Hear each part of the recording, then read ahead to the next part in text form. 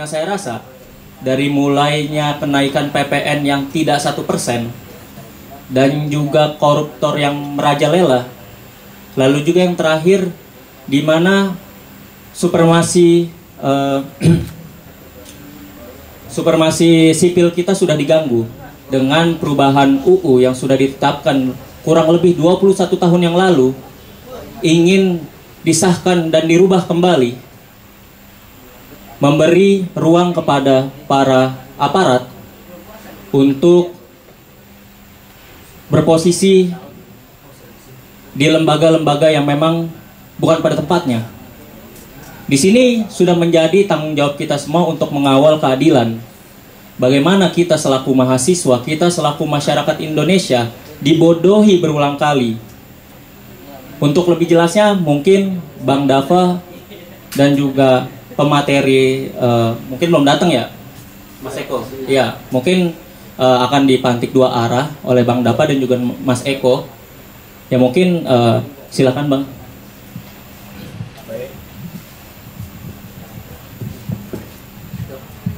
Udah Pak, udah dinyalain. Coba. Baik, selamat malam semua teman-teman. Terima kasih undangannya buat teman-teman Matraman. Pertama-tama saya mau bilang belakangan banyak berita-berita dan saya melihat banyak keadaan yang membuat saya pesimis gitu. Tapi melihat semangat teman-teman buat berkumpul, buat melawan rezim yang lalim, perlahan pesimis itu hilang dan menjadi optimisme itu sendiri gitu.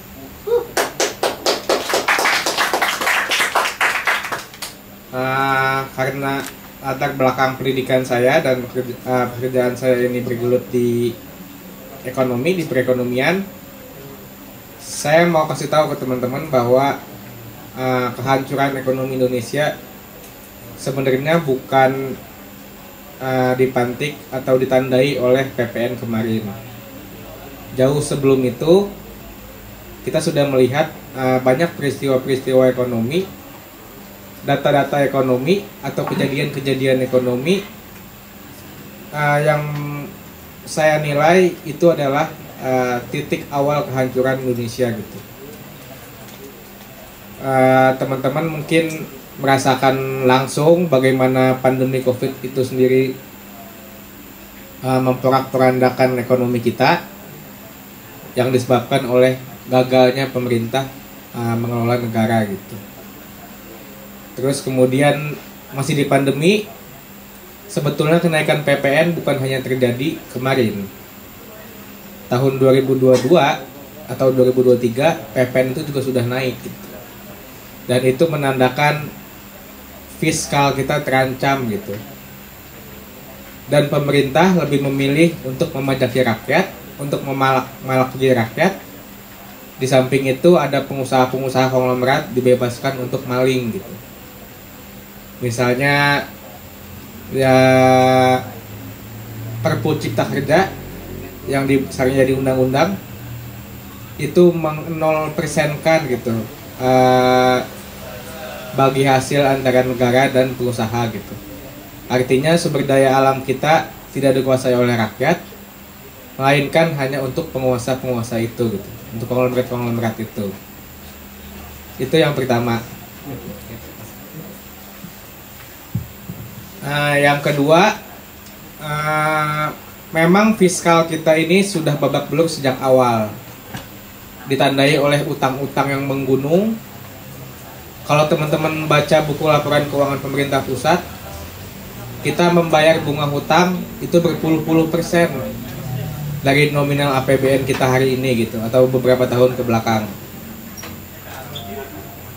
Terus kemudian dari ekonomi kita masing-masing sendiri, teman-teman mungkin merasakan atau melihat senior-senior teman-teman diberikan upah yang rendah, keadaan pekerjaan yang buruk itu yang tidak layak, dan lain-lainnya.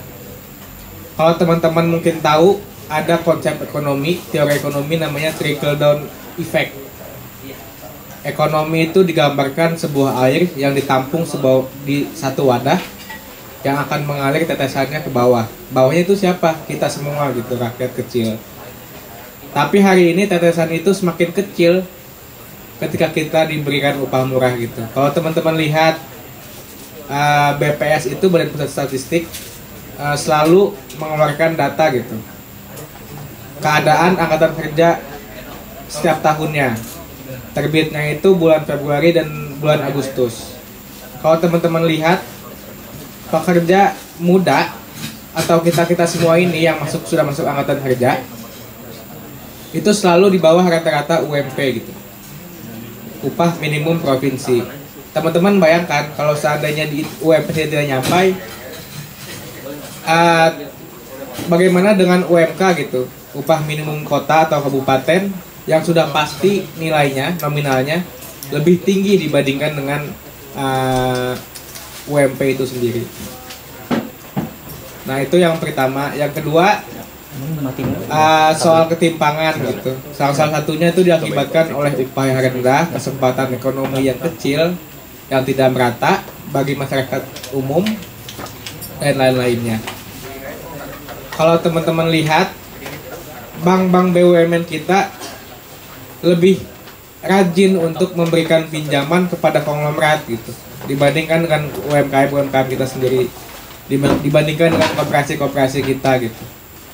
Nah, inilah yang membuat Indonesia ketimpangan. Riset Celios terakhir bilang harta kekayaan 50 orang terkaya di Indonesia sama dengan 50 juta masyarakat kecil gitu, masyarakat umum gitu. Angka itu bukan sekedar angka, melainkan angka itu adalah potret bagaimana ketimpangan di Indonesia itu semakin menjadi-jadi gitu. Dan pemerintah selalu mengeluarkan produk-produk yang dianggapnya sebuah jalan keluar, namun sebetulnya bukan jalan keluar, justru memperparah keadaan hari ini. Misalnya kemarin PPN yang kita tolak sama-sama, untungnya tidak berhasil gitu, untungnya tidak lolos, untungnya dibatalkan gitu. Meskipun banyak juga alasan-alasan yang pemerintah sendiri keluarkan yang tidak jelas gitu, yang tidak bisa diserap oleh kita semua dengan akal sehat gitu. Terus kemudian yang terakhir ada Danantara gitu. Dia menghimpun aset-aset BUMN, dividen BUMN, ingin mengelola tapi dikelola dengan orang-orang yang salah gitu. Sebenarnya sistem Danantara ini bukan hal yang baru. Ini sudah lama, sudah banyak digunakan oleh negara-negara tetangga kita gitu. Tapi hari ini yang bermasalah jadi aktornya yang mengisi Danantara itu, pertama ada Pado Syahrir yang ponakan dari Luhut Panjaitan. Kemudian ada aktor-aktor politik lainnya yang saya kira tidak kredibel gitu untuk masuk ke Danantara. Nah, apa dampaknya gitu buat kita? Teman-teman lihat hari ini IHSG kita, pasar saham kita turun gitu. Pemerintah selalu gagah pidato mengatakan ekonomi kita baik-baik saja, tapi pasar tidak bisa bohong gitu. IHSG kita turun itu menandakan adanya ketidakpercayaan pasar terhadap pemerintah kita hari ini gitu. Adanya ketidakpercayaan dengan tata kelola hari ini gitu, yang ugal-ugalan. Kemudian daya beli masyarakat lesu. Ini juga diakibatkan oleh pemerintah yang kebijakannya selalu pro dengan pengusaha-pengusaha yang eksploitatif, baik sumber daya alam maupun dengan pekerja-pekerjanya gitu. Nah, apa dampaknya yang lebih jauh buat anak-anak muda hari ini gitu? Mungkin teman-teman sendiri ada di antara kita di sini yang sudah memutuskan untuk child free gitu, untuk tidak punya keturunan. Di luar sana child free bukan hal yang awam gitu. Sudah banyak anak-anak muda atau bahkan yang sudah tua memutuskan untuk tidak punya keturunan. Tapi di Indonesia saya kira alasannya sederhana, dan sederhana itu sangat penting gitu. Yaitu adalah ketidakmampuan menahan beban ekonomi gitu. tadi saya sudah sebut gitu bahwa rata-rata upah pekerja muda selalu di bawah dengan UMP. Bayangkan teman-teman, di bawah, kita bandingkan dengan UMP saja tidak sampai gitu. Apalagi kita bandingkan dengan UMK yang nilainya itu di atas UMP gitu. Itu yang pertama. Nah yang kedua, kita terancam, masa tua kita terancam terlantar gitu. Karena negara harus bayar utang, tapi negara tidak punya pemasukan gitu. Kenapa demikian? Mungkin teman-teman bisa baca laporan konferensi perdagangan dan UNTAD itu, UN Konferensi Trade and Development, itu punya laporan. Judulnya Laporan Investasi Dunia tahun 1998. Ada beberapa indikator masuknya FDI. Ini saya coba mengikuti cara berpikir pemerintah yang sangat kapitalistik gitu, yang sangat mengedepankan investasi dan segala macamnya. Ada beberapa hal yang berpengaruh terhadap FDI, Foreign Direct Investment, investasi asing langsung gitu. Salah satunya adalah market size. Kalau anak muda hari ini memutuskan tidak ingin punya keturunan karena ekonomi, itu akan berdampak kepada masa depan anak muda itu sendiri gitu. Dan ya itu bukan salah anak muda, salah pemerintah hari ini yang salah tata kelola soal ekonominya gitu. Itu yang pertama, soal indikator FDI. Yang kedua adalah soal keterampilan pekerja.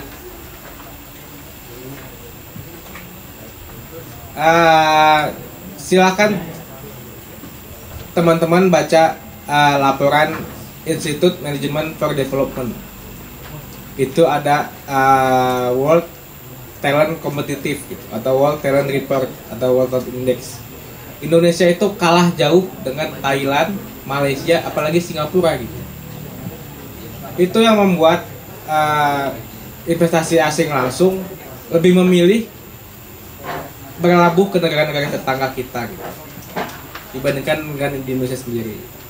Apa penyebabnya? Pertama, karena korupsi kita tuh tinggi gitu.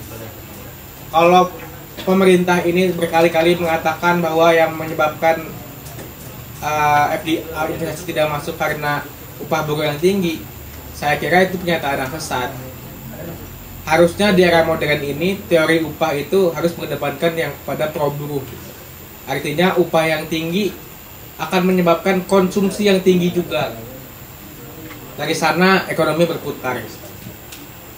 Tapi pemerintah justru sebaliknya, mengkambing hitamkan upah buruh, padahal yang utamanya adalah korupsinya gitu.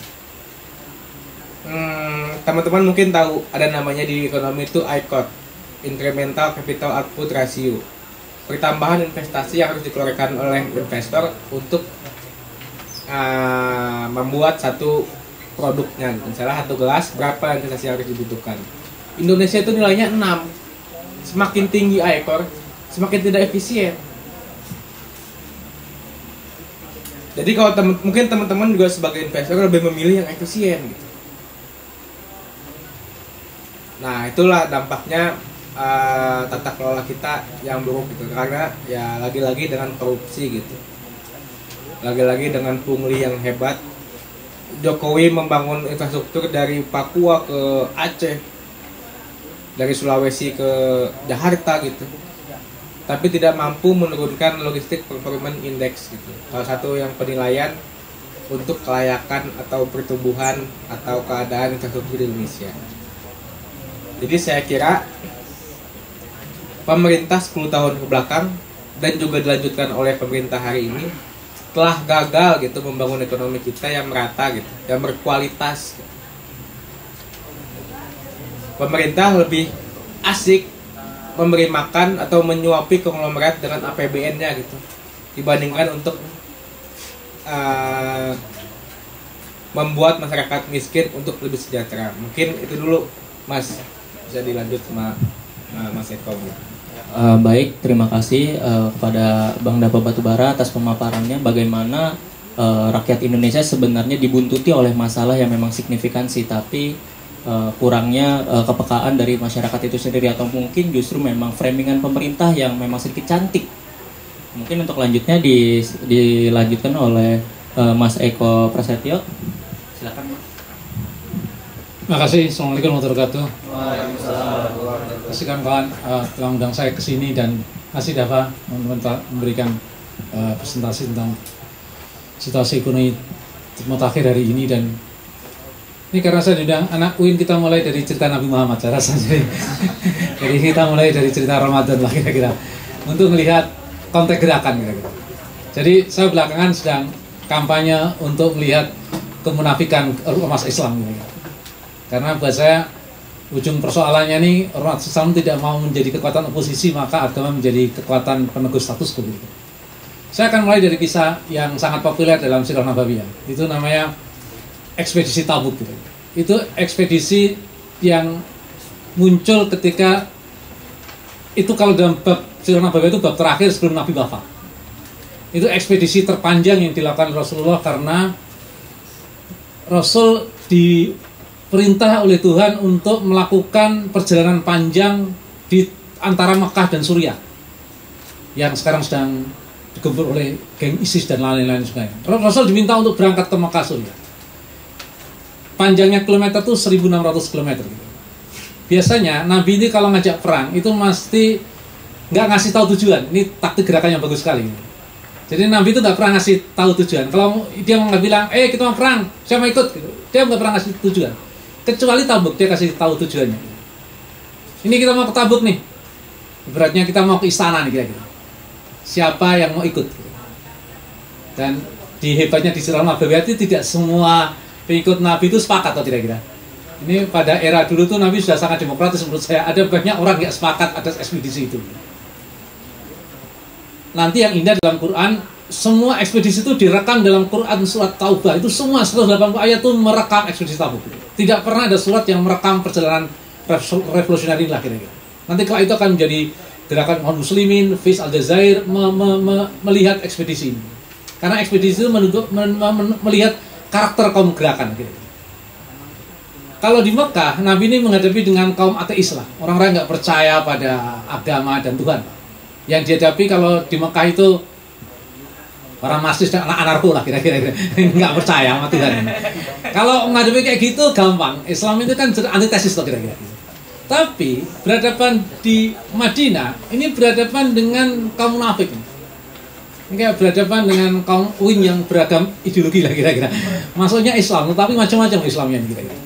Ini berhadapan dengan kaum munafik. Lalu Nabi bilang, ini kita mau ekspedisi Tabuk ini. Siapa mau ikut? Sebelum ekspedisi itu dilakukan, Nabi biasanya kan mobilisasi dana nih. Kayak kita mau bikin aksi mobilisasi dana. Seperti biasa kan, sahabat-sahabat paling populer adalah sahabat yang semuanya paling tinggi kan. Misalnya Utsman bin Affan, saya mau kasih 200 unta. Oke. Siapa lagi? Kasih 200 unta lagi. Oke. Siapa lagi? Abu Bakar, segala macam. Orang yang jutaan-jutaan di sana lah kira-kira, yang sumbangannya raksasa kalau mau aksi. Teman yang ngasih sumbangan aksi itu kan hanya 3-4 orang yang gede. Yang lainnya kecil-kecil kan kira-kira. Ada yang seorang proletar yang bilang, Nabi satu nggak punya duit nih. Nggak bisa nyumbang juga.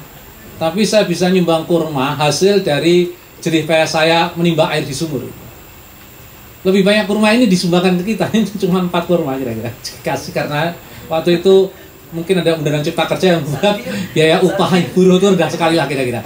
Jadi dikasihlah cuma 4 kurma. Ini biasa kan, kaum berjuis Mekah itu kan ngecek tau.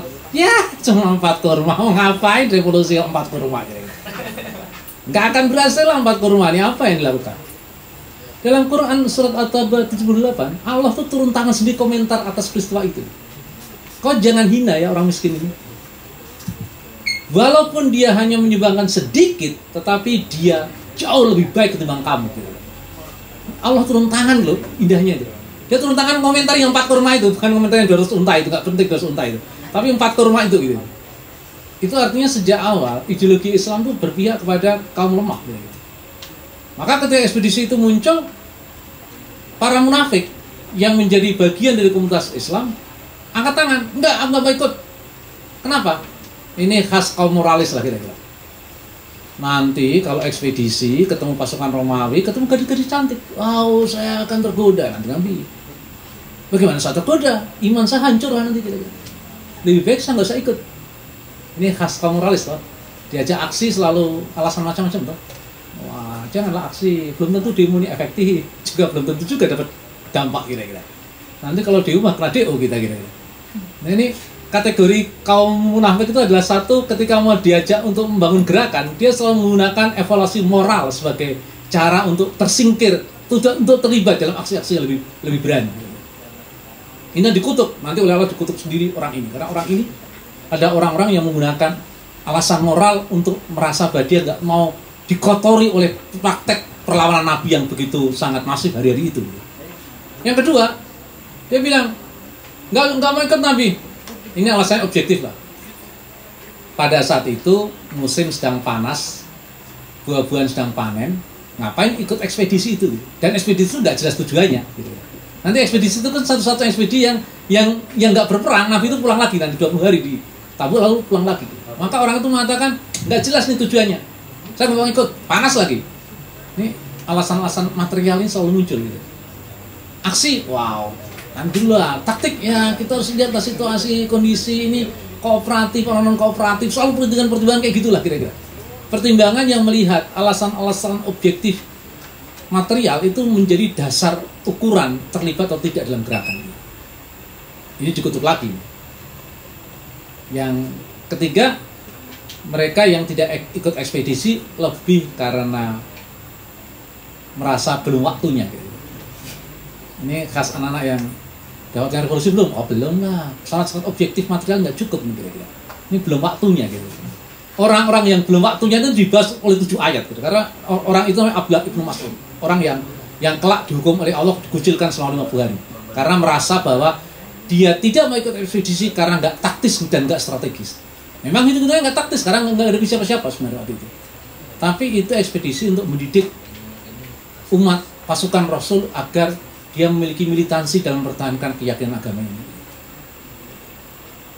Tabuk itu adalah satu fenomena untuk melihat gerakan sosial hari ini. Mengapa? Karena kita mengalami keadaan di mana gerakan itu terjatuh pada situasi yang persis seperti Tabuk tadi yang muncul. Di tengah situasi di mana gerakan mengalami kebuntuan proposal politik alternatifnya. Hari ini kan harga saham jatuh loh. Baru kali ini ketua DPR ke pasar bursa saham lalu bilang, pasar tenang aja ya, kami mohon pasar agar baik-baik aja. Ini baru kali ini kan, kayak pasar itu kayak pendukung Gerindra atau apa, jadi baik-baik aja gitu. Pasar yang kita nggak tahu, kalau aja mengendalikan pasar rumit sekali, apalagi kita ini, apalagi ketua DPR tuh kira-kira, ketua DPR Sunuryani, untung ketua MUI nggak ikut sekalian kan kira-kira. Artinya dia mau meredam pasar yang tahu gejolaknya bisa dikendalikan. Siapa yang bisa menghentikan angka rupiah yang terus merosot ini? Mau doa kayak apapun, mau semua agama itu berdoa apapun, rupiah bahkan naik. Tiba-tiba ketua DPR datang dan mau menghentikan pasar, menentangkan pasar dengan retorika dia yang tanpa ayat, tanpa apapun, kan ngasih tahu, tenang aja, saya berharap pasar akan pulih kembali gitu. Di tengah kondisi di mana ekonomi Indonesia sedang mengalami krisis sehebat 98. Ini kalau besok pagi tiba-tiba orang ke ATM antri ngambil duit, itu kekuasaan tidak dihitung per jam loh kira-kira. Karena kalau kekuasaan itu tidak dijatuhkan oleh aksi massa, kekuatan pasar akan menjatuhkan sendiri kan. Semua negara itu bisa hancur bukan oleh aksi massa saja, tapi sekali kekuatan pasar menjatuhkan, bursa efek, pasar saham jatuh, lari investor. Kita bukan negara Korea Utara, nggak kenal siapa-siapa tuh kira-kira. Kita negara sudah memutuskan ikut kapitalisme pasar tuh, ya. Dihukum oleh pasar hari ini. Pada titik itu, gerakan kemudian apa proposal politik alternatifnya? Yang itu tidak muncul kan? Kalau saya dilihat dari kan Jakarta itu kan ngumpul tokoh-tokoh lalu pernyataan sikap rasanya. Kami misalkan, kami kecewa, kami harap, gitu kan kira-kira.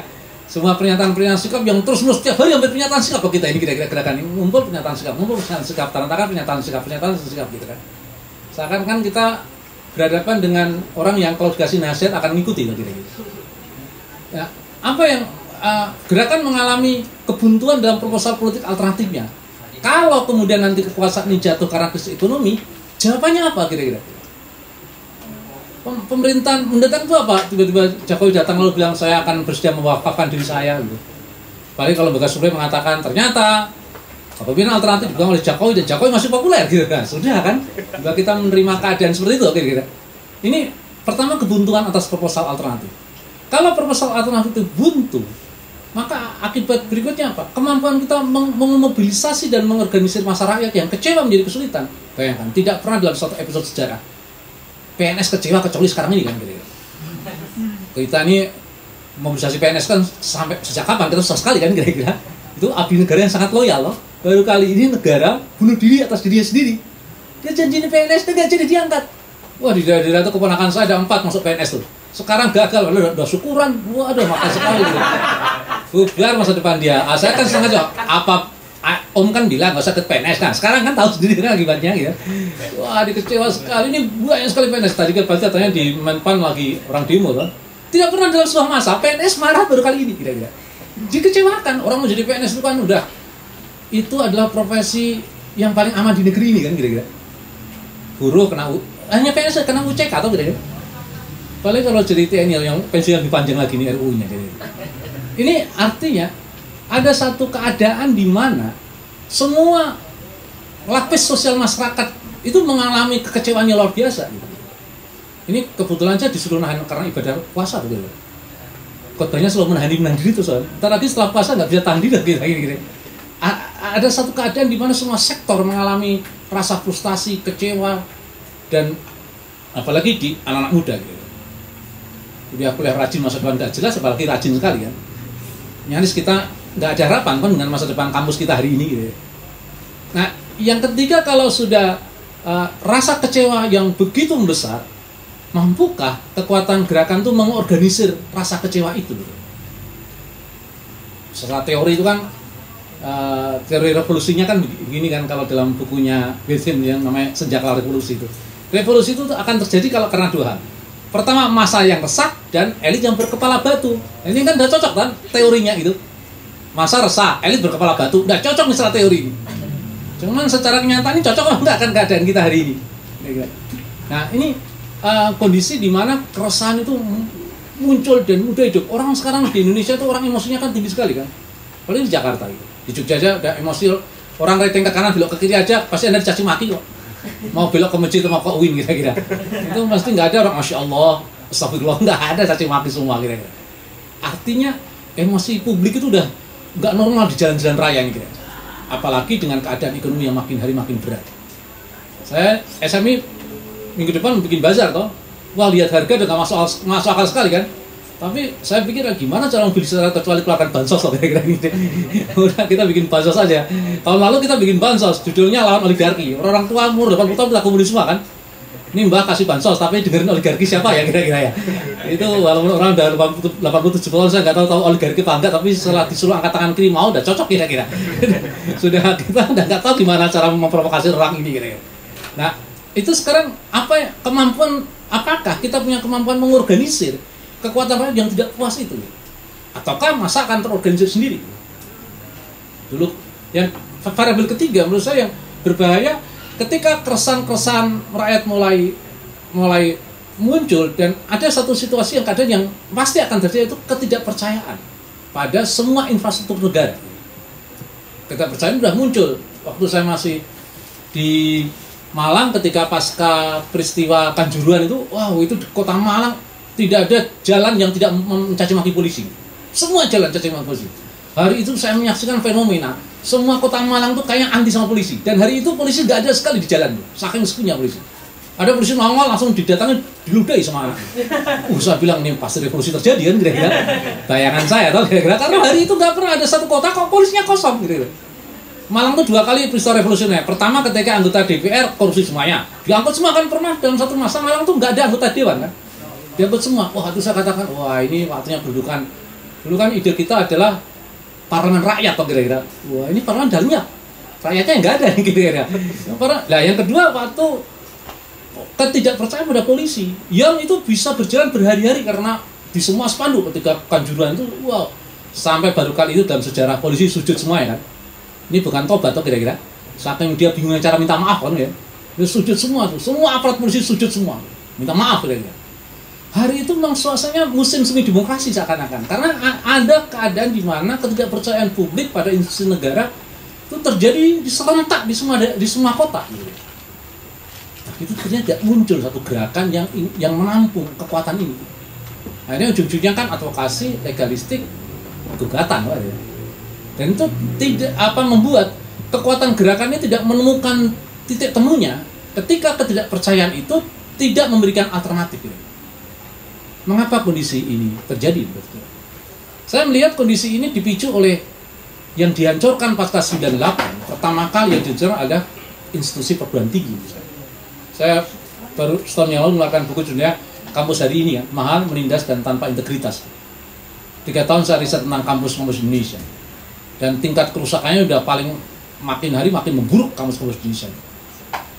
Ketika pasca 98 yang dihancurkan pertama infrastruktur pendidikan, terutama pendidikan tinggi, tempat di mana dulu menjadi sangkar para kaum oposisi.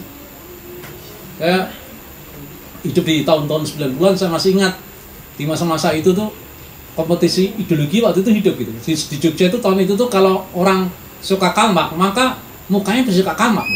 Rambutnya panjang sepanjang Karl Marx, buku yang berbeda Das Kapital meskipun sudah nggak setuju gitu. Setiap ketemu selalu kata Karl Marx.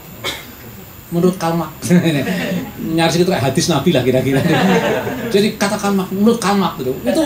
Itu dunia waktu itu memang dunia yang rasa-rasa itu memegang ideologi kayak memegang akidah lah kira-kira. Kalau kau suka Karl Marx, maka dan semua orang waktu itu kampus membiarkan menjamur ide-ide militan seperti itu. Saya masih ingat tahun 89, Amin Rais baru pulang dari Amerika. Ini Amin Rais belum ketemu Habib Rizik loh ya. Episode Amin Rais ketemu Habib Rizik dan pra sebelumnya kira-kira. Ini masih muda, dia pulang di Chicago, lalu dia ngajar hubungan internasional. Dia waktu itu menerjemahkan buku yang sangat populer namanya Tanggung Jawab Pendidikan Muslim karyanya Ali Saryati. Revolusi Iran baru saja meledak. Oh, saya masih ingat dosen ini masih muda, dan dia kan penerjemah beberapa buku-buku revolusioner lah kira-kira. Dia menghidupkan lagi suasana kampus yang kalau dalam istilah sekarang kayak kuburan lah, sepi, sunyi, dan tidak ada dinamika. Dia hidupkan dengan ruang gerakan sehingga diskusi-diskusi politik menjadi hidup lagi. Karya-karya Karl Marx kemudian dibuka kembali, karya-karya semua teori-teori kiri, tidak Stockwell muncul lagi, dan banyak sekali gagasan Paulo Freire yang terakhir muncul. Gitu. Ada banyak era di mana kampus menjadi sumber pikiran-pikiran alternatif. Sekarang yang paling pertama kali dihancurkan adalah dunia kebebasan akademik. Saya rasa tidak ada satu masa di mana kampus hari ini sudah kayak kantor kelurahan aja gitu. Rektornya sudah kayak pejabat, dosennya kayak pegawai amternar gitu. Nyaris kampus kita sekarang anak tidak datang untuk mendapatkan pencerahan, tapi ketundukan massal gitu. Riset saya di banyak kampus di Indonesia menunjukkan pertama kali yang dihancurkan adalah akses orang untuk dapat perguruan tinggi terbaik. Kampus-kampus terbaik itu kan misalnya di Jawa kan, dan setelah ada BHP, privatisasi, sehingga kampus UGM, UI, ITB, isinya kan orang kaya semua gitu. Orang miskin sekarang tersudut di kampus-kampus yang biasa-biasa aja, kampus mutu kan. Saya pernah ngajar di UGM itu, Fakultas Hukum itu, mahasiswa pakai ajudan. Sekarang ada tren mahasiswa kalau orang pakai ajudan. Jadi dia kuliah, ajudannya ada di luar itu. Kemana-mana dibawa ajudan. Itu nggak masuk akal, kok kayak gini gitu. Saya pernah ngospek sebuah kampus, dekannya ditelepon oleh ibunya pejabat. Anak ini biasanya tidur siang. Ospek jam 12 harus selesai. Karena anaknya tidur siang. Tidur yang satu ngalahkan semuanya. Kan gila sekali tidur siangnya. Saya bilang, kenapa ospeknya selesai? Ini bang, ada yang tidur siang bang. Masya Allah, tidur siang satu orang. Ngajar semua gitu. Dan tren anak pejabat ingin menguasai kampus itu menjadi dominan hari ini. Jadi kampus menjadi etalase, maksudnya kampus-kampus negeri itu menjadi etalase para anak pejabat semuanya. Bayangkan kalau kampusnya orang kaya, 50 orang isinya kampus orang kaya semuanya. Wah, itu kan nggak ada lain kecuali ceramah tentang keluarga sakinah kan kira-kira. Ada lain. Karena apa ya? Apa bisa muncul gejolak kira-kira? Dulu kampus indah karena orang kaya ketemu orang miskin. Sekarang miskin ketemu miskin, kaya ketemu kaya. Itu kan buruk sekali kan? Anda punya pacar, orang miskin, Anda miskin. Wah Allah, itu kehidupan cinta romantis sekali kan kira-kira. Karena Anda juga ingin bangun kesetiaan, dia juga ingin kesetiaan. Gak ada alternatif kira-kira. Hidup dengan ketimpangan kayak gitu menjadi ekstrem sekali kan. Anda bisa saksikan fenomena-fenomena perguruan tinggi negeri yang dikuasai oleh anak-anak kelas seperti itu. Saya pernah training Fakultas Kedokteran UGM, training advokasi. Fakultas Kedokteran ini kalau training nggak main-main, dia bisa 2 minggu training. Dan trainingnya Anda tahu nggak? Santika. Nah, satu saat training ini saya juga salah tempat itu kira-kira. Kita sudah training advokasi, ada satu pertanyaan yang membubarkan semua isi training. Ini training advokasi. Ada pertanyaan gini, Bang Iko, sama tanya Bang, kira-kira kalau setelah training advokasi ini siapa yang perlu diadvokasi ya? Ini kan gila, sampai dia nggak tahu siapa yang diadvokasi kira-kira. Kita kalau masuk training advokasi, sehingga dia punya ide mengadvokasi siapa, sampai dia nggak punya bayangan siapa yang diadvokasi. Dunia kampus yang benar-benar mengalienasi mahasiswa dari problem-problem sosial dan struktural itu membuat ya dapat tadi katakan kan akhirnya kan banyak bunuh diri kan. Karena lihat angka PTN, masa PTN bunuh diri banyak sekali kan. Terakhir di Jogja bunuh diri dari lantai 3, jatuh dari lantai 3. Ini kampus kalau semakin tingkatnya lebih gampang bunuh dirinya kan gitu. Orang bunuh diri banyak sekali, anak-anak bunuh diri di satu kampus di Jogja. Anak itu masih pegang antrian psikiater gitu. Jadi kalau di beberapa tempat di kampus yang saya teliti, orang antri psikiater tuh banyak sekali sekarang. Baru antrian nggak nyampe, udah nggak sabar bunuh diri lah dia gitu. Sudah gitu kampus nggak tanggung jawab lagi kalau mahasiswa bunuh diri. Kampus ini pokoknya menjelang masa baru aja mereka nyambutnya habis-habisan. Kampus terbaik, hebat, juara 1 segala macam lah. Kalau mau masa baru lah. Giliran sudah masuk ke sana, mau ada ditangkap para polisi terserah kampus tuh. Pernah satu kampus di Jogja ini anaknya ketangkep gara-gara advokasi kasus Padas. Rektornya ditanya, bagaimana Pak? Mahasiswa Anda ketangkap nih? Jawaban rektor sepele aja. Oh itu tanggung jawab masa sendiri, saya nggak gitu-gitu. Ini kan kurang ajar sekali rektor ini. Waktu mau ngajak masa masuk aja ngerayunya minta ampun dia. Jadi pas ditangkap dibiarin aja. Jadi kampus mengalami proses alienasi di mana masa terasing dari dunia kehidupan sosial politik yang sekarang ini sedang dalam kondisi darurat. Gitu. Dihancurkan kampus dengan akses yang makin mengerucut pada kasta-kasta tertentu. Kalau sudah seperti itu, apa yang kehidupannya? Otoritarisme yang terjadi di kampus. Ruang untuk anak menjadi aktivis menjadi makin dipersempit karena sekali jadi aktivis, aksi itu bisa berbahaya bagi rektor kan. Saya berkali-kali ngadvokasi anak yang kena DO gara-gara demo kan. Pernah ada anak demo nih di UIN ini kan, kalau di UIN Jogja naik 50.000 aja bisa mogok makan kan gitu ya. Boleh naik 100.000 kan lebih gawat lagi kan UIN ini kan. Naik 50.000 aja mogok makan, makanya 100.000 kan.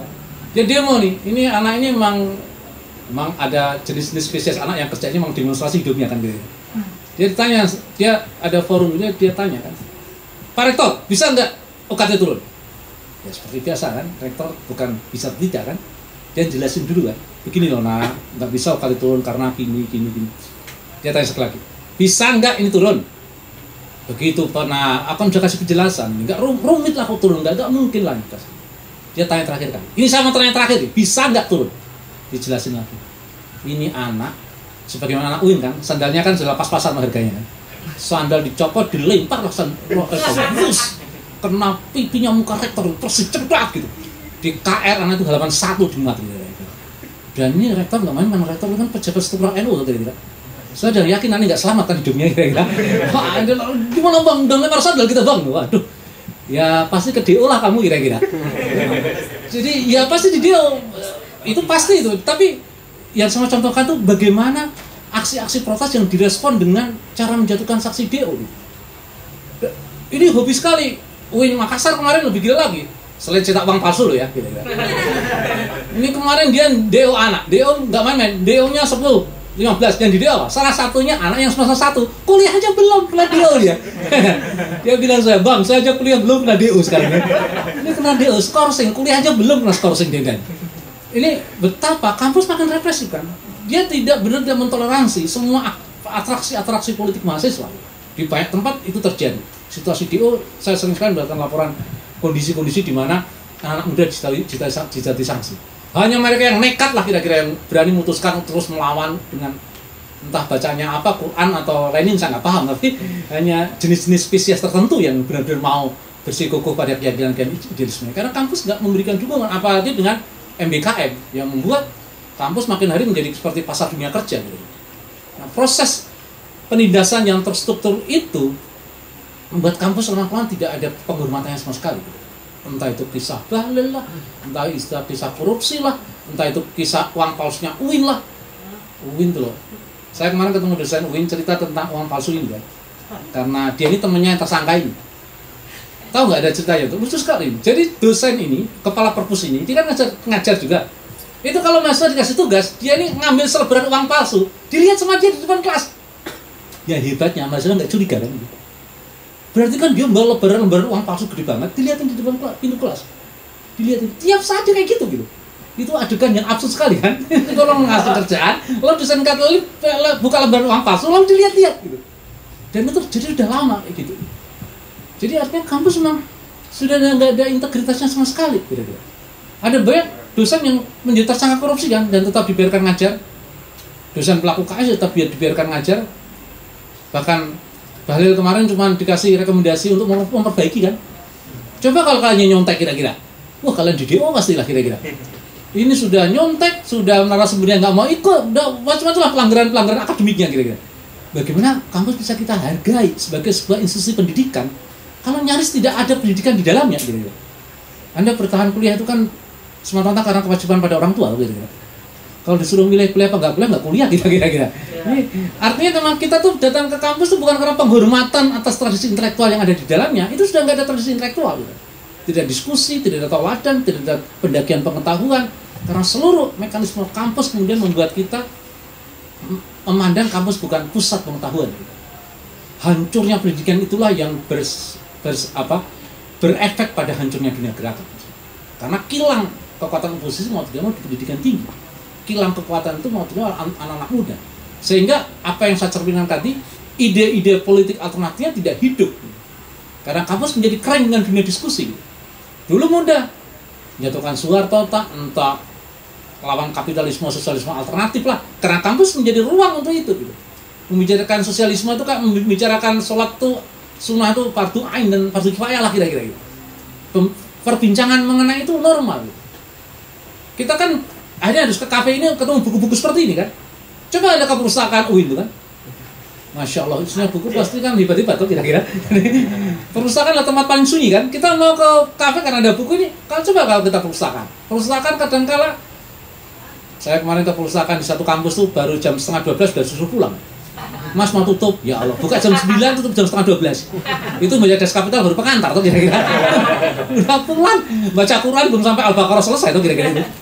Itu artinya betapa kampus tidak menghargai sebagai sebuah tradisi intelektual. Pusat-pusat pengetahuan tidak tumbuh, maka tidak ada pusat-pusat ide. Akhirnya dalam semua forum-forum diskusi lah, entah Anda lihat kan diskusi di TV itu nyaris nggak ada referensi kan kira-kira. Orang ngomong nggak masuk akal, maka Dasko datang ke pasar bursa kan, saking nggak ada referensinya dia kan gitu kan.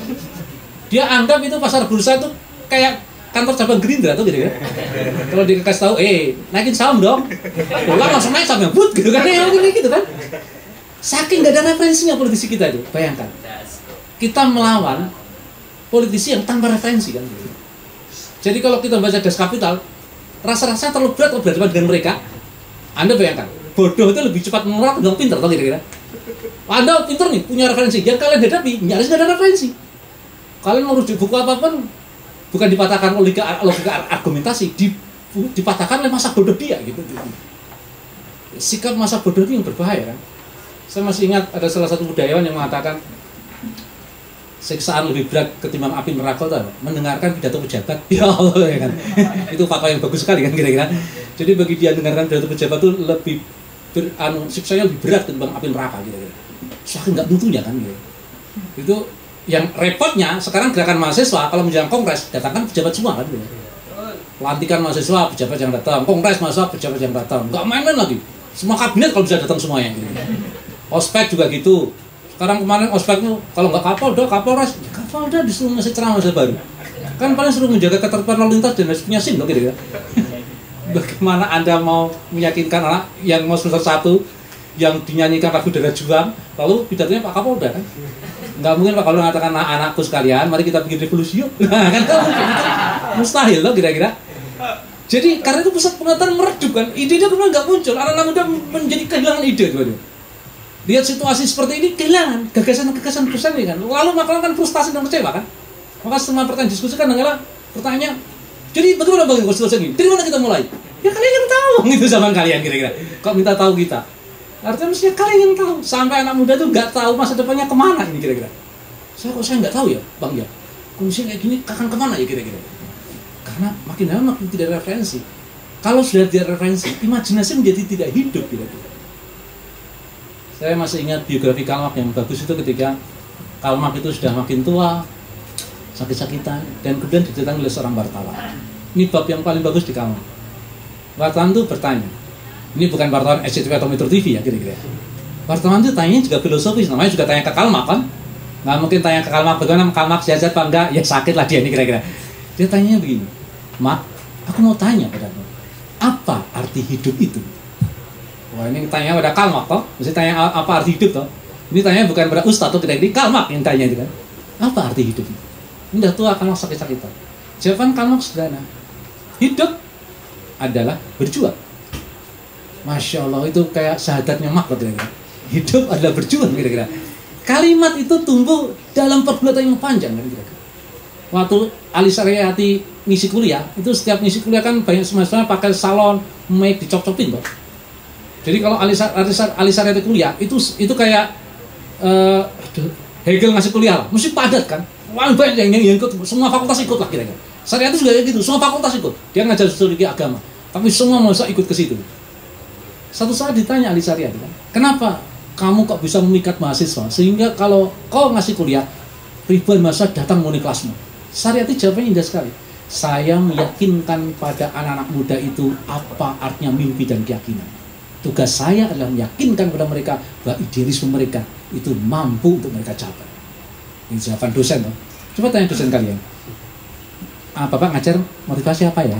Pasti kalau pertanyaan tanya-tanya segala. Emang kamu siapa kira-kira? Kecuali kamu ngasih tukin atau sertifikasi kira-kira. Jadi lama-kelamaan inspirasi menjadi buntu karena pusat-pusat pengetahuannya berhenti. Gerakan kita menjadi mandek, jumut karena ide-ide kemudian tidak lahir, tidak muncul sebagai sebuah proposal alternatif. Kalau sudah ide-ide tidak muncul, maka apa? Gerakan seperti main sirkuit terus berulang-ulang. Berulang-ulang kan kita lihat dulu 98 aktif diculik, sekarang sama penculiknya. Bersekutu dengan penculiknya, mengesahkan para penculik sekarang. Ini beberapa kawan saya dulu diculik, lalu sampai para penculik sampai saya bingung kan ini penculik sama diculik jadi satu ya. Ini janjian dulu nggak ada penculikan kan kira-kira. Jadi melodramanya kemudian semua gerakan mengalami siklus yang memutar, tidak mengalami kemajuan-kemajuan yang berarti.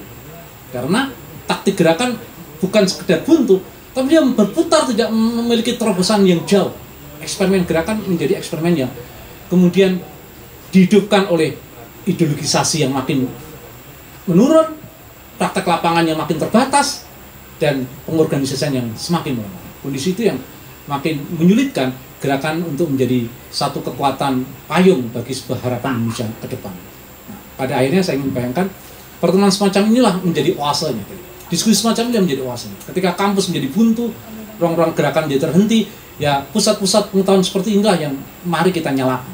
Mungkin mulai dari pertemuan-pertemuan sekecil ini, ide-ide politik alternatifnya bisa tampil dan tumbuh kembali, apalagi dengan dukungan pengetahuan dan buku seperti ini. Saya rasa hidupnya ide-ide baru itu akan membuat problematika politik dan sosial kita harus menemukan cahaya terang, sehingga ketika kita kawan-kawan UIN kan muslim semua, itu kan ketika kita berkhotbah agama itu kan kekuatannya mobilisasi kan, tidak ada kekuatan seminggu sekali dalam Islam kecuali keterangan mobilisasi kan. Saat itulah sebenarnya juru-juru terang itu tampil. Saya masih ingat kebangkitan Syarikat Islam itu diantaranya karena Haji Misbah kan, yang muncul meyakinkan pada rakyat jelata kala itu kalau mengikuti jalan Nabi itu berarti mengikuti jalan pertempuran. Sekarang Haji Misbah hilang diganti Haji Isam betul. Ini sama-sama hajinya kan, satu haji oligarki, satu haji kiri ya. Jangan sampai perkara haji ini kembali ke Haji Isam gitu. Kita harus hidupkan Haji Misbah, dan tugas UIN saya rasa dan kampus-kampus lain adalah melahirkan para ideolog-ideolog yang tampil untuk menjadi penerang masyarakat yang hari-hari mengalami kebuntuan. Krisis tanpa jawaban itu menjadi berbahaya karena kita akan kembali kepada suasana tiran. Karena hari-hari seperti inilah Hitler itu bisa tampil. Jerman hancur dan bangkit Hitler bukan semata-mata karena pemilihan demokratis, tapi karena situasi krisis sehingga muncul orang baru, orang besar yang ingin menyelamatkan bangsa ini, dan semua masyarakat kemudian tertipu memilih mereka. Fasisme itu muncul dalam keadaan-keadaan seperti ini. Kita cemas, keadaan itu bisa menjadi pintu masuk bagi fasisme. Terima kasih. Assalamualaikum warahmatullahi wabarakatuh. Terima kasih atas pemaparannya Mas Eko. Tadi juga dijelaskan ya bahwasannya kita digembosi pun dari memang wadah berpikir kita. Ya, jadi seperti ini sudah menjadi merajalela. Hasil kita selaku sivitas akademis, kita harus bisa mempromosikan dan juga mengawal keautentifikasi mengenai keilmuan. Ya mungkin untuk jalannya sebuah diskusi, saya harapkan para audiensi bisa memberikan output lebih untuk menjalankan diskusi. Jadi di sini bila yang berkenan untuk bertanya kepada para pemateri yang hebat ini, dipersilahkan. Ini sistemnya gimana? Mau langsung aja? Ya udah. Audiens boleh nanya. Ya udah, silakan. Ya. Perkenalkan, nama saya Abiu. Saya ingin bertanya kepada Mas Eko ataupun Bang Dava, mungkin bisa menjawab ini. Apakah kemungkinan nantinya RUU TNI ini yang pada dasarnya TNI ini memiliki bukan lagi duifungsi, mungkin bisa multifungsi di hadapan sipil itu, bisa menempati pos-pos terkecil mulai dari sipil. Apakah mungkin doktrin Hankamrata, pertahanan keamanan rakyat yang dulu terjadi di Orde Baru itu akan terjadi lagi di 2025 ataupun seterusnya sejalan dengan pemerintahan Prabowo? Mungkin itu aja. Terima kasih. Kami apa di tambahan? Ya, tambah lagi ya. Ya, silakan.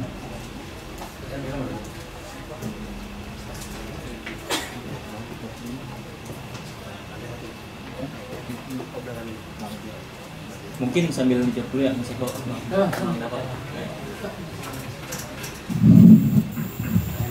Ya, makasih Abiyu pertanyaannya. Pertama-tama saya mau kasih referensi buku buat teman-teman di perekonomian era Prabowo. Ada buku bagus namanya The Economist with Gun. Buku itu menceritakan bagaimana ekonom-ekonom kepercayaan Orde Baru itu menggunakan senjata, menekan bedil untuk memimpin perekonomian negara gitu. Kalau Soeharto dan keluarganya di Cendana itu bangga dengan swasembada pangan, saya kira banyak buku juga yang menceritakan bahwa dulu teman-teman mungkin tahu ABRI masuk desa gitu. Dia mengintimidasi petani, dia memeras petani untuk seolah-olah Soeharto ini berjaya di swasembada pangannya gitu. Nah, saya kira RUU TNI ini bisa kita sebut sebagai ancaman gitu, bukan kita sebut lagi, memang sebuah ancaman gitu untuk kita gitu, bukan hanya di segi politik, tapi pun di segi ekonomi.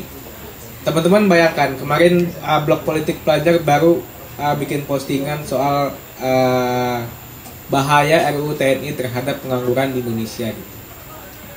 Hari ini belum ada yang bahas bahwa apa bahayanya untuk pengangguran kita gitu RUU TNI ini. RUU TNI melebarkan lembaga-lembaga yang bisa diisi oleh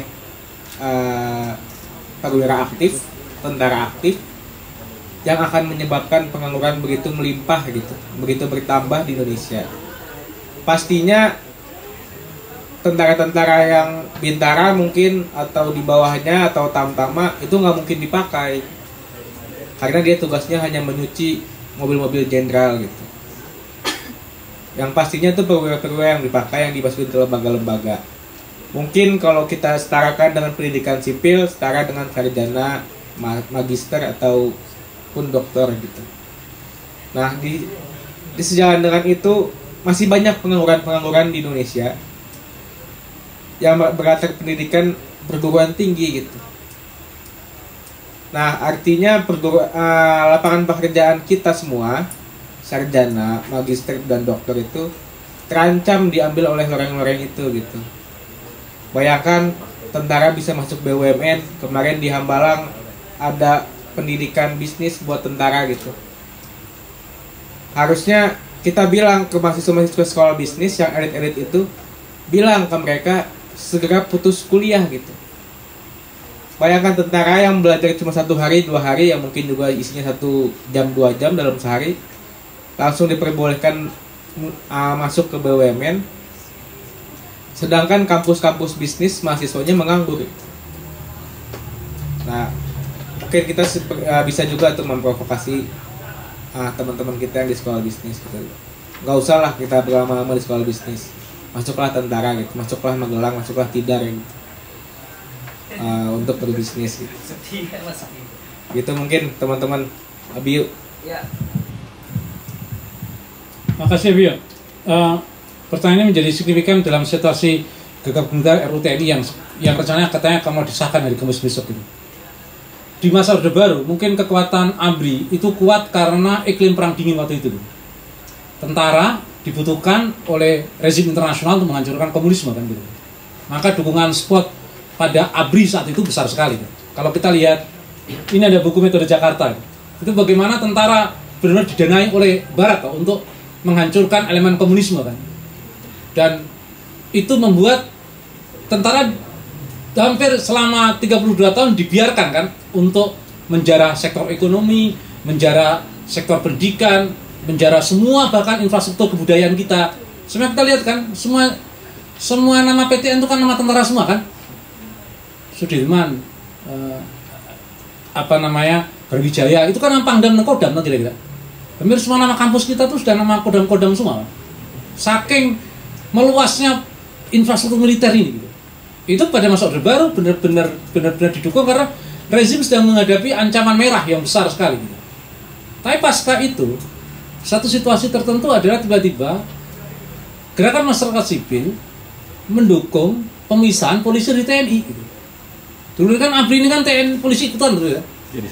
Jadi satu dan kemudian dia berpisah. Dan kita nggak nyangka kan perpisahan ini polisi menjadi institusi yang lebih gede ketimbang TNI kan hari ini. Ya kan? Aset mereka kan kita ini aparat yang kita temui setiap bangun tidur adalah polisi tuh gitu. Baru bangun aja ketemu polisi hidup, apalagi polisi tidur tuh gitu kan. Karena banyak sekali polisi di negeri ini. Lebih tepat polisi negara polisi kan di negeri ini. Kantor pos polisi aja banyak sekali. Meskipun kalian bakar setiap demo, tetap aja dibangun cepat mereka ini kira-kira. Dia punya kekuatan institusi kepolisian yang sekarang ini tiba-tiba polisi-polisi ini menduduki direksi BUMN. Polisi-polisi menduduki partai-partai politik kan. Polisi berhasil jadi gubernur kan kira-kira. Tentara jadi presiden kan setelah berkali-kali kalau dibantu Jokowi nggak menang kok ini orang ini. Ini polisi menduduki ini gubernur gitu. Jadi kekuatan infrastruktur polisi tiba-tiba membesar melebihi tentara. Lalu muncullah RUU TNI ini kan. Berkali-kali kan konflik tentara sama polisi kan. Dan selalu didamaikan di tingkat elit toh. Di bawahnya pasti kelahi lah. Anda bisa bayangkan. Kodim sama Kapolsek lah, kekayaannya dari mobil aja kelihatan kan. Kalau nggak percaya Anda ke Seskoat. Ini saya kemarin teman SMI bilang ada paman ditinggal di Seskoat. Seskoat itu kalau menjelang wisuda itu kelihatan tuh, karena Seskoat itu bukan sekolah angkatan darat aja, polisi kerja sekolah di situ sekarang, TNI, AL, AU, AD sekolah di situ. Menjelang wisuda itu kelihatan siapa yang elit di situ. Wow, polisi kalau wisuda sudah mobil, istri, wah tentunya yang mewah lah kira-kira. Bayangkan tentara yang berwisuda, wisuda Sesko itu kelihatan sekali tuh prestis semuanya. Bagaimana nggak ada kecemburuan kan gitu. Di Sesko itu setiap siswa dikasih pembantu loh. Orang semua pengen jadi pembantunya polisi kan kira-kira. Wah, polisi kan asetnya luar biasa kira-kira. Apapun urusan jadi urusan polisi kan. RUU TNI muncul di tengah-tengah itu dengan keinginan untuk menjarah sektor-sektor sipil kan. Ada perluasan jabatan kan gitu. Yang kita khawatirkan memang kita akan kembali ke divisi TNI, tetapi itu kan asumsi kalau TNI kuat toh. Pertama dukungan internasional nggak sekuat sekarang. Nah, setelah mau mengetok RU aja lah saham udah anjlok dulu kan. Kalau bisa diketok bursa saham bisa tutup toh kira-kira. Baru mau diketok aja ada satu pasar turun semuanya kan. Kalau pasar pro itu kan mestinya naik tuh saham ini kira-kira. Ini turun semua. Jadi dia berhadapan dengan satu situasi global yang tidak kondusif untuk hadirnya sebuah rezim otoritarian militerisme, kalau dalam istilah tertentu pretotarian lah kira-kira. Itu rezim fasis militer lah kira-kira. Dia berhadapan dengan kondisi global yang tidak kondusif gitu. Apalagi tentara-tentara kita ini kan bukan tentara-tentara yang siap tempur loh kira-kira. Saya punya pengalaman, saya itu kan dulu waktu 5 tahun lalu sering ngantar anak-anak yang berangkat ke Suriah ikut perang pasukan ISIS itu. Saya dulu sering ngantar anak-anak yang mau jihad itu ke Suriah, ke batasan itu, yang mau ke sana. Jadi kalau orang Indonesia tuh ikut tempur di Suriah gitu. Itu saking terkenal oleh pasukan tempur swasta ini. Orang Indonesia tuh selalu nggak bisa bawa pistol, nggak fokus, selalu kadernya menurut, sehingga kalau dikasih di tempat pertempuran itu selalu kalau nggak bawa peluru dibikin kasih ruang kesehatan. Saking terkenalnya kita di kalangan para mujahidin sebagai nggak punya kemampuan militer sama sekali, apalagi tentaranya, kira-kira saya nggak bisa bayangkan kalau mereka dikirim untuk menangani problem Israel, Ukraina, Rusia atau perang-perang apapun gitu ya. Perang tentara itu kan sama mahasiswa ya kira-kira, itu pun sama STM bertahan lama kira-kira. Jadi ada satu situasi yang menurut saya secara global tidak ada dukungan yang kuat. Yang kedua, secara internal dia akan berhadapan dengan kekuatan polisi yang lebih mahir. Apalagi tentara kita tidak seperti zaman Orde Baru.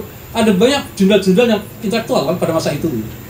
Anak buah Nasution yang mantan-mantan yang dididik Amerika dengan rezim anti komunisme. Tepi Sumatupang lah, Saidina Suroprojo lah, yang orang-orang yang memang intelektual militer lah kira-kira. Karena yang dihadapi komunis kan waktu itu dia harus punya perangkat pengetahuan yang cukup kan kira-kira. Taktik teritorial, Kodim, Korem, PSBB, apapun kan semua didesain oleh para pemeran-pemeran yang politik gini, yang politisi gitu. Sekarang udah nggak ada politisi tentara gitu. Kaum intelektualnya tuh udah susut gitu. Anda lihat kan penolakan RUU TNI kan jawabannya kan hanya jawab oleh Panglima TNI. Hanya itu tuh aja kan jawab. Tahu Dasko lah, ketua komisi lah. Para penerangannya nggak kasih jawaban yang para intelektualnya kan nggak merespon ini semua.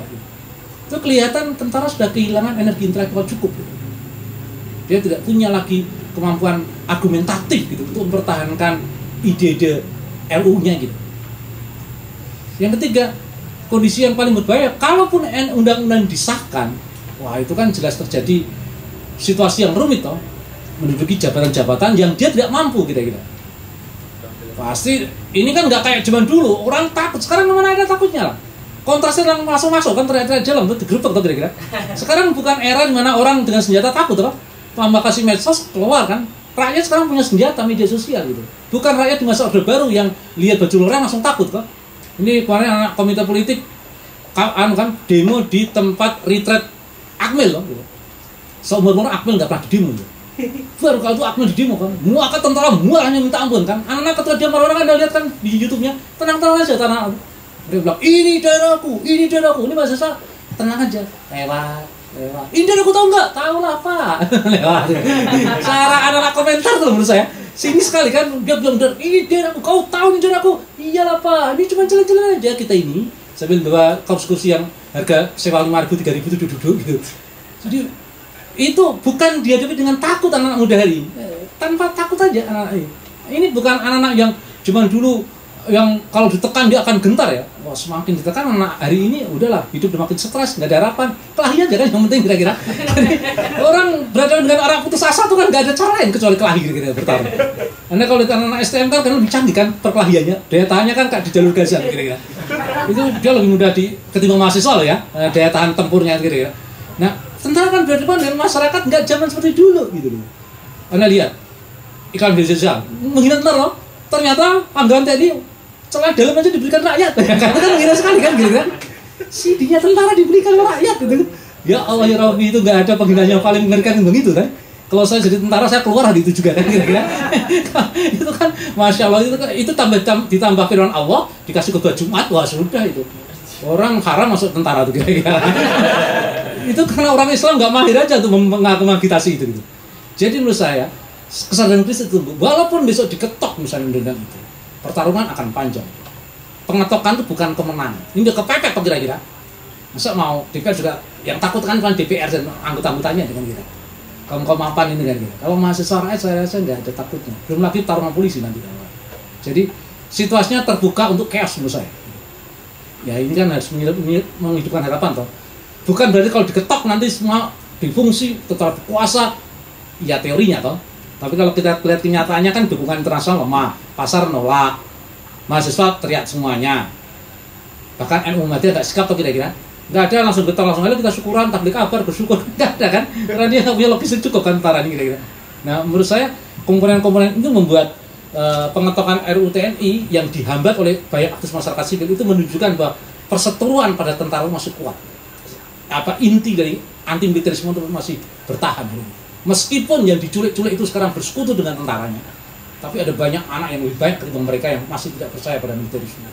Dan saya rasa ini kemajuan yang berarti, bermakna. Meskipun nanti diketok, tapi pertarungan masih panjang dan tentara bukan kemudian memenangkan segalanya. Karena dengan suasana seperti ini, saya rasa tidak baik yang mereka bisa lakukan. Terima kasih. Baik, terima kasih atas pemaparannya, Bang Dava, Mas Eko. Mungkin ya silakan kakak yang berkacamata di belakang. Mohon izin Mas Dava dan Mas Eko. Saya Mujahid Kurniawan dari Matraman. Saya melanjutkan dari perkataan Mas Bio ya, di mana terkait fungsi atau multifungsi RUU militer atau TNI ini. Jujur saya pribadi itu mengutip dari sejarah yang dimana saya lupa ya bukunya apa, tapi yang jelas adalah dia mencatat bahwasanya pengkudetaan militer yang dilakukan oleh militer itu dia menggaungkan revolusi rakyat, dan faktanya dan nyatanya sejarah ini sudah terbukti pada saat ini. Dan tadi sudah disinggung bahwasanya Don Dasko itu Don Dasko itu ya, jujur saya bekerja sama Bang Dasko pada pemilu kemarin lah untuk minta tapi ini saya baik gitu, saya sudah tidak berafiliasi dengan Gerindra ataupun dengan Bang Dasko lagi, saya dekat aja gitu. Nah mungkin pertanyaannya cuma satu, kenapa harus menggaungkan revolusi rakyat? Pada dasarnya Bang Dasko tidak menjelaskan apa itu RUU militer dan multifungsi atau difungsi dari militer yang akan di regulasinya ini akan disahkan gitu. Seperti itu pendapat dari Bang Dava atau Mas Eko seperti apa? Terima kasih. Nanti Dawa yang tahu situasi terakhir Jakarta, saya nggak gitu tahu kondisi objektif di sini ya. Tapi yang saya tadi sampaikan adalah satu keadaan di mana nampaknya ketika Prabowo naik, dukungan ketidakpercayaan pada sipil pasti besar ya. Karena dulu Prabowo terusir itu kan karena gerakan pro demokrasi kan yang membongkar kejahatan HAM penculikan dia. Artinya pasti dia merasa bahwa masyarakat sipil bukan komponen yang bisa diandalkan untuk mendukung dirinya. Satu-satunya cara mendapatkan dukungan adalah dukungan dari tentara dan apalagi polisi. Prabowo nggak punya sejarah hubungan yang dekat, baik dan dalam kira-kira. Nah, menurut saya akhirnya tidak mau memakai tentara gitu. Dan semua hampir sekarang mobilisasi entah itu MBG, entah itu food estate, entah itu program Komcat, itu kan benar-benar menjadi program upaya memiliterisasi masyarakat sipil loh kira-kira. Tapi kita harus tahu juga tentara itu kan mau tidak mau didata dicek untuk pertahanan kan. Anda bisa bayangkan tentara udah dilatih bawa senjata, bawa pembak, peluru, lari, tiba-tiba suruh nganterin makanan tiap siang ke anak-anak sekolah kan gitu. Atau tiba-tiba suruh nyangkul kan biasa sekali gitu ya. Ini kan benar-benar merevolusi dirinya yang punya tentara itu kan elit, profesi yang elit kira-kira. Tiba-tiba disuruh mengerjakan sesuatu yang apalagi kalau nggak insentifnya. Mungkin jenderal-jenderal di sana dapat bayaran, tapi yang di bawah menurut saya itu pasti berontak kan kira-kira dengan pekerjaan-pekerjaan yang itu bukan tugasnya, nggak ada tambahan buat dia, dan kalau itu membuat dia merasa dipermalukan itu kan lebih bahaya kan kira-kira. Nah, ada banyak revolusi-revolusi di Filipina terutama pemberontakan Paletol kan kira-kira yang melawan para jenderal kan. Sejak dulu kan bahkan 65 kan dilatar belakang oleh pemberontakan di internal tentara kan kira-kira. Kalau kondisi itu yang terjadi, maka kita melihat apalagi saya bisa bilang tadi tidak sekuat dulu institusi TNI ini. Memang RUU ini akan membuat mereka melakukan konsolidasi besar, tapi mereka juga berhadapan dengan fakta-fakta politik yang mau tidak mau mereka harus berkompromi dan bernegosiasi. Nah, upaya Prabowo memobilisasi ini kita lihat aja, hanya 3 halangan Prabowo itu. Pertama pasar ekonomi yang tidak bisa ia kendalikan, yang tidak bisa ia tundukkan dengan apapun menurut saya. Mau dikasih infanteri segala macam, ya pasti akan hancur lah. Chavez saja juga dan Bolivia kan dihancurkan oleh institusi pasar dan beberapa negara-negara lain juga hancur oleh ekonomi pasar kan. Dia berhadapan dengan kekuatan ekonomi pasar. Yang kedua dia berhadapan dengan rakyat yang makin frustasi dengan keadaan. Gak bisa kita ngasih rakyat makan siang gratis terus. Yang dikasih makan siang gratis cuma anak SD, SMP. Tambah lagi ada banyak rakyat yang kelaparan. Dikasih makan siang, makan malam nggak ada mereka. Ya lapar kira-kira. kasih makasihnya tapi pengangguran, juga lapar lah gitu.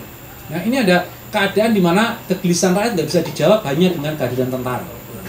Dan itu satu situasi elemen yang Prabowo yang harus hadapi. Yang terakhir menurut saya yang paling berbahaya, Prabowo sekarang berhadapan dengan kelas menengah terdidik yang juga mengalami keadaan yang hampir sama. Mulai tabungan yang mulai habis, gaji nggak tambah-tambah kira-kira. Ya Anda kan calon-calon kelas menengah terdidik yang susah kan kira-kira, mau jadi apa kita hari ini kira-kira. Jadi lama-kelamaan kan semua orang nyari masalahnya di mana tuh kira-kira. Ini kok aku susah masalah di mana ya? Ya, untung Haji Misbah belum muncul toh. Kalau sudah muncul harus katakan ini karena dia loh. Nah, kan orang Indonesia tuh gampang membuat satu sebab tunggal loh kira-kira. Kalau udah pusing nggak mungkin kita jelaskan dengan teori. Menurut teori sosiologi Max Weber gitu, susah. Menjelang khotbah Jumat kita kasih tahu loh. Cukup satu surat kita katakan musuh-musuhnya kan kira-kira. Itu orang akan mencari siapa penyebab tunggalnya, dan kambing hitam yang lebih muda adalah kekuasaan. Dan akan ada politisi-politisi yang lebih mahir kira-kira. Anda bisa bayangkan kan, di tengah suasana kayak gini, Anda lihat kan nggak kompak semua kan? Ini kan Bang Dasko terus yang tampil kira-kira. Ya. Golkar, Abang Bahlil masuk kursi disertasi toh, perbaikan. Dia sedang memperbaiki disertasinya, dan sibuk dengan disertasinya. Ini Abang Zulhas juga sedang sibuk. Ini kan ketum partai pergi semua ya kan kira-kira. Biarin aja kan. Ini pasukan Orde Baru, biarin sendiri-sendiri. Ini kan bukan berhadapan dengan pasukan yang solid seperti HMI, PMI itu yang Kakanda, Adinda kan. Nah, ini enggak. Ini semua para monster semua ya kan. Siapa yang akan gigit duluan kan kira-kira. Nah, kita tunggu aja drama ini akan siapa yang terbunuh duluan dalam fragmen ini kan. Ini sudah enggak sesolid yang kita bayangkan. Kelihatan sekali terganggu. Bang Dasko ke Basak Pusa Efek, Bang Dasko kemana? Bang Dasko kan sibuk sekali kan ini. Selain MRT di Gainsbourg ini. Orang kan sibuk sekali hari ini. Ketua partai lain tadi itu artinya enggak solid kan. Tidak ada kekuatan solid. Maka perpecahan elit merupakan fenomena yang kita bisa baca bahwa militer kembalinya ke barak ini bukan tidak semuanya politisi sipil menyetujuinya. Tapi bahwa kita harus melawannya, mencoba untuk menghentikan undang-undang disahkan harus satu bagian ikhtiar kita. Itu harus dilakukan. Kalaupun akhirnya nanti disahkan, ya kita akan bertarung mengawasi itu semuanya. Tapi yang saya mau katakan, militer sekarang ini tidak sekuat di masa-masa Orde Baru. Terima kasih. Baik, makasih pertanyaannya. Ada banyak indikasi Prabowo memakai militer itu untuk kepentingannya gitu. Yang pertama, kalau teman-teman ingat awal mula Prabowo ini dilantik, langsung ada ratusan perwira di mutasi gitu. Artinya Prabowo memasukkan orangnya dan menyingkirkan yang kira-kira lawannya lah gitu. Tapi benar juga kata Mas Eko, sepandai-pandainya tentara ini mengakapi ekonomi, pasar lah akan menjawabnya gitu. Dan hari ini nampaknya elit sudah mulai gelisah. Kemarin SBY yang dikenal dekat sama Prabowo ini bilang lawan semua hal-hal yang merusak demokrasi. Terus kemudian juga nggak terdengar juga elit-elit politik yang membela RUU TNI ini. Saya kira RUU TNI ini adalah awal dari kita untuk mengganggu rezim yang lalim gitu. Dan ini adalah momen yang pas untuk kita berkonsolidasi, untuk kita menghitung gitu apa langkah-langkah kedepannya yang mesti kita buat gitu, supaya tidak terjadi kayak 98 mungkin yang kebingungan setelah Soeharto turun dan lain-lainnya. Mungkin jawabannya singkat dulu, Mas. Iya. Baik, terima kasih atas pemaparannya dari Mas Eko dan juga Mas Dapa. Ya, jadi teman-teman, UU TNI kita selaku sivitas akademis harus tetap mengawal dan memperhatikannya, bagaimana hal tersebut dapat merugikan kita semua. Akan tetapi hal tersebut bisa kita antisipasi melalui pemahaman yang memang tepat dan juga demonstrasi yang secara menyeluruh. Ya. Mungkin untuk ini diselesaikan dulu ya diskusinya. Kita akan lanjut ke section selanjutnya. Foto bersama dulu ya. Ya, baik, mungkin nanti mau foto bersama dulu Mas Eko, Mas Dapa. Ya, mungkin sekian, terima kasih atas pemaparannya. Ya.